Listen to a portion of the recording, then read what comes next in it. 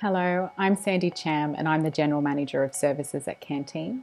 And I'm here to talk sense about the mental health impacts of a cancer diagnosis on a family unit and to give you my top 5 tips on how to support your children and young people through a time of uncertainty and change. Communication is absolutely key. Our young people are incredibly intuitive. They will know immediately if there's something that's wrong within the family, and they'll particularly know if something's being withheld from them. The trick in that situation is that sometimes young people and children will come to the wrong conclusion about what's going on, and they'll start to adjust to that conclusion.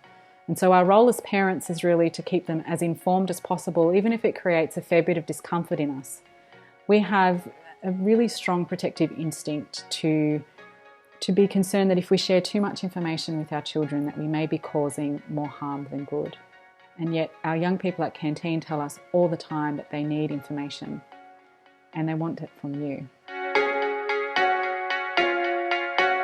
Expect that. Expect that your children may react very differently to the news. Think about a time when you've had to have a difficult conversation with them. How did they react then? That might give you a bit of a clue on how your family and children may respond. You are ultimately the expert of your children and of your family. Your children are going to ask you questions around the medical implications of cancer. So it's really good to have the information ready and at hand around the diagnosis, the prognosis, the treatment plan, and the next steps moving forward. It's also really important for you to feel comfortable to say, I don't know, to some of their questions, because you simply don't know. There is great power in saying, I'll come back to you, I'll talk to the doctors. Once I have that information, I'll loop you in. And that's the kind of key. Make sure you go back to them and answer their questions. Routine during a time of uncertainty and change can provide a really important comfort and sense of safety. It doesn't matter what that routine looks like. It doesn't matter if it looks completely different to life before cancer, as long as it's set up as a family, that it's clearly communicated, and that if there's any deviations from that routine, you give as much warning as is possible.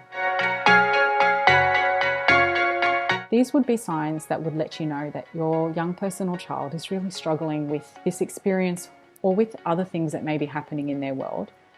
And that if you saw these signs, it would maybe be a bit of a hint for you that you will need to check in with them and potentially get some additional supports for them.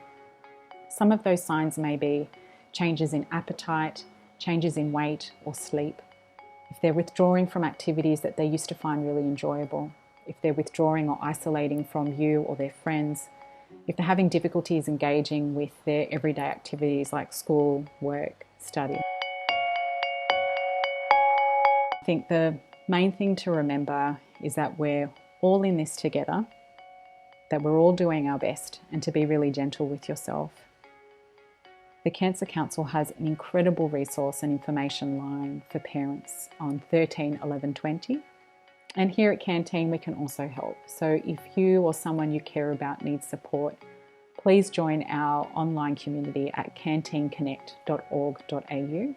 We have a platform for young people aged 12 to 25 and also a separate platform for parents.